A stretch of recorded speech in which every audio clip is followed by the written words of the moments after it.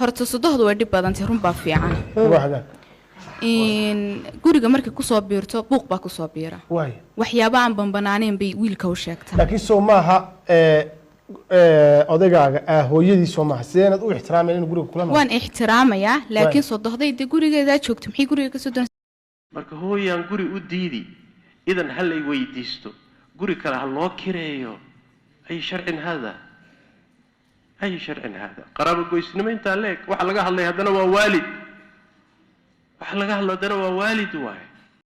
maalmihii ugu dambeeyay sidaan la wada soconay baraha bulshada ee Soomaalida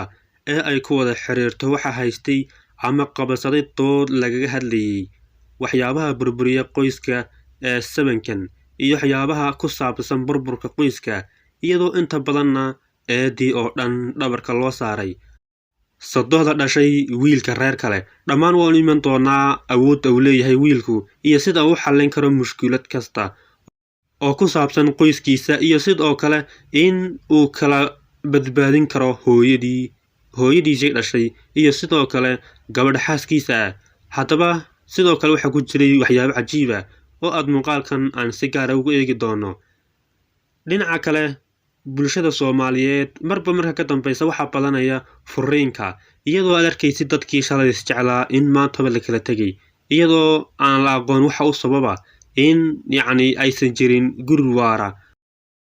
dabcan siyaabo kala duwan ayaa doodii looga falceliyay Universal TV oo ah telefishinka Soomaaliyeed markaasi iyadoo siyaabo kala duwan looga hadlay culumada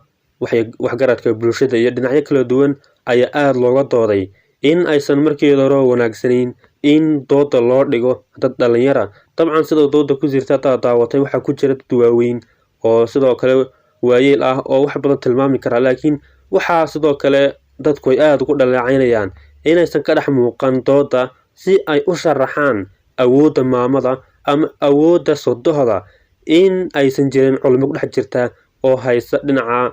iyo diinta waxay ka tiri sidoo kale waxa muhiim ah oo ah in si fiican loo fahmo in hooyada ama sodohda wiilka dhashay in ay isaga leedahay iska bada hantidiisa iyo kuwa uu sii dhalo iyo guriga in iyada looga amar qaado sida dabcan dadka qaar ay sheegayaan in gabadha markaasi reerka u dhaxday laga amar qaato taas waa waxaan dhici karin horena u dhicin sida dad badan ay isku wada waafaqeen waan arrinka keenay in laga cadhoodo oo markaasi dhaliyay dooda in ay buuq isku bedesho dabcan waxaa jira waxyaabo dadku ay ku kala duwan yihiin faraha bilaadanka ayaana sinayn iyadoo ay sidaa tahay haddana waxaa laga sameyn yahay dhaqanka xushmaynta iyo diinta iyo in caqiidada ay dadka sinto si wada noolaashaha bulshadu u noqdo mid isku filan waayahay haddaba maxaa keena khaladaadka guurka dabcan wax walba way khaldami karaan laakiin marka ka dambaysa waxaad moodaa in uusan waaraynin guurka Soomaaliyeed ee dhalinyarada iyadoo aad arkaysid dad shalay isjeclaa biyaha iska dhex arkayay caynkan isku ahaa haddana in maanta ay kala yaacayaan iyadoo wax yaro basiida oo aad u fudud lagu kala tegayo taas dabcan sabab ma aha maamada reerka ama maamada dhashay wiilka in ay gurigiisa tagtayna ma aha in ay burburinayso qoys dabcan sida dhaqankeena Soomaaliyeed ee suuban lagu yaqaanay waa in ay bulshada wada noolaato maamaduna ay caruurteeda iyo sidoo kale wiilkeeda ay dhashay iyo hantidiisa ay dhowrto iyadoo ay sidaa tahay dad badan ayaa leh waxay burburinaysaa oo ay khatar ku tahay qoyska dabcan dadku ma sinna oo way dhici kartaa mid masiibo ku noqota wiilkiisa ama wiilkeeda laakiin maaha in dhabarka loo saaro in ay iyadu tahay ama ay ka mas'uul tahay burburka qoyska dad badan ayaa arrinkan aad uga cadhooday taas oo dhalisay hadal haynta iyo sidoo kale in wax badan laga yiraahdo in ay culimadu ka qayliyaan dhinacyo kala duwan iyadoo xaaladdu sidaa tahay cakiran tahay dabcan telefishinku in uu dooda qabto xilli loo baahnaa ayuu qabtay ayaa la dhihi karaa dooda ku saabsan waxyaabaha burburiya qoyska sababtoo ah doodu waxay leedahay dhinacyo kala duwan oo qoyska laga fiirinayo sida ay burburka markaasi faamilku uga qayb qaadan karaan inuu qoysku burburo taa fahanay laakiin arrinka ku saabsan maamada reerka leh wiilka leh isaga laftirkiisa leh miyaysan ogeyn gabadha leh waa in laga amar qaado hooyadu markay imanayso guriga wiilkeeda in aan anigu fasax u siiyo dabcan diintuna ma qabto sidoo kale waxaana wanaagsan in dadku aqoon u bartaan sidoo kale in maamadu tahay qof lagu janno tago qof ay cagaheeda yeelan jannadu dabcan waxa ugu muhiimsan waa in qofku uu isagu aqli ahaan isticmaalo haddii uu dareemo in mushkilad ay jiraan haddaba aan eegno sida qofka wiilka ama wiilka raggaay uu markaasi wax uga qaban karo isagoo qoyskiisina burburin sidoo kalena aan hooyadiis dhibaato gaarsiinin dabcan dadku ma sinna waxaad kala dejin kartaa laba goobood oo kala duwan sidaasna waxaad ku kala dhiqi kartaa hooyada oo aad la joogtid iyo sidoo kale xaaskaaga oo iyadana aad markaasi la noolaan kartid iyadoo markaasi aad xalinaysid dhammaan caqabad walba dabcan wax walba haddii aad tahay wiil raga looma qaato sida ay dumarku ugu dhigaan dabcan dumarku inta badan waa dumar sidoo kalena khaladadka looma raaco waxaana la fiiriyaa mar walba waxa adiga kula gudboon in ay yihiin macquul laguna xalin karo sidoo kale maamadu uma sinna ama yacni lama barbar dhigi karo qof kale oo bini aadam ah waa tii gudahatay hal mar oo ay qeydku kaa damcay naxadintii ay naxday haddii aad adduunka wax walba samaysid ma bedi karaysid ama markaasi iskama celin karaysid in aad xaqeedii aad u soo gudday haddaba iyadoo ay sidaa tahay diinteenna islaamka ee wanaagsan ee aadka inoo deeqday dabcan xaqa iyo sidoo kale wax walba inoo kala saartay sida ay noogu talinayso in hooyada iyo maamadu gebi ahaan adiga ku leedahay in yacni ay xaalku walkaas gaadhay in adiga xataa haddii ay kow kaaga siiso oo ay naftaada ku dhaafiso maamadu in aan iyada loo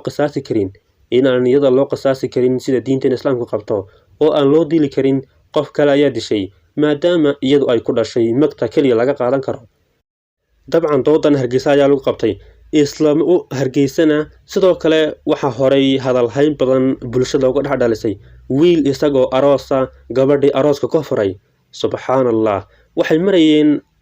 guurkii markaasi xafladii arooskooda kadibna waxaa dhacday sida hadalhaynta iyo sheekadu bulshadiisa la dhex maraysay in ay gabadhu diiday maamada hooyada oo soo raacaysay gaadhiga halka isaguna uu yidhi waa in ay soo raacdaa iyaduna ay diiday kadibna iyadoo bartii la jooga uu ka furay in uu gabadhii sidaas gebi ahaan ka furay taas oo hooyadii ka diiday islamarkaana ay tidhi ma degi anaa digaya oo gaadhi kala soo raacaya ee ha degdegin hooye gaadhiga raac laakiin waa uu ka diiday waxuuna go'aansaday furitaanka gabadhaas isagoo sheegay in aysan u qalmin in hooyadii uu gaadhi kale ay soo raacdo isagoo helaya in ay kan soo raacdo wax uu hortaagan aynasan jirin haddii ay diidayna uu furayba gabadhii sidaana lagu celiyey gurigoodii subxaanallah waa waxyaabaha dambe ee sabankeenan bulshadeenan aadka ugu badan una baahannahay in aqoon laga barto in yacni qofkan la doonaya in layska fogeeyo ay tahay maamadii dhashay wiilka isaguna haddii uu yahay qof damiir leh uusan aqbali karin haddii ay hooyadii nooshahay in hooyadii yacni lagu taktifalo yadii dahatay ee maamadahayd intaay hooyado dhimatay allah u naxariisto innagana ilaahay haynooga daba naxariisto hooyooyinkoon ilaahay haynoo barakeeyo ilaahay naxariista janna adduuniya aakhiraba ha ka waraabiyo iyaga ayaa mudan marka hooyaan guri u diidi idan ha lay weydiisto guri kale ha loo kireeyo ay sharcin hada qaraabo goysnimo intaa leeg waxa laga hadlay haddana waa waalid waxa laga hadlo haddana waa waalid waaye qaraabo kale xataa hadday ahaan lahayd bacdu shari ahwar way isdhaami lahayd laakiin waalidkiibaa guriga loo diidiyo idan ha weydiisteen waa thaqaafo iyo dhaqan inoo yimid oo soo guuray waaye waa dhaqan la soo minguuriyey oo aan ahayn kii islaamka aanan ahayn kii bulshadeennu ay lahaan jirtay war miyaynu lahaan jirnay ma dhaqan waxaan lahaan jirnay hooyo meel kale ha loo raadiyo la yidhaah maya ama xagga xaaska ha ka timaado ama xagga ninka ha ka timaado hooyo gogasha ugu wanaagsan baa loo dhigaa cuntada ugu wanaagsan baa la siiyaa guriga idan ma weydiisato iyadaa iskale aabba waa sidoo kale ama dhanka xaaska ha ka yimaado ama dhanka ninka ha ka yimaado waalid baa idan weydiisanaya adari dhaafi meel kale u kireen naagta sidaa qabtay in la eriyo waay in la fiijiyo waay taasi naag maaha xaas maaha haddayna waalidkiiba ogolayn oy gurigiiba ka sheemaysay u diidayso xaaskaasi muxuu yahay malaha naag caddaan aad qabtaan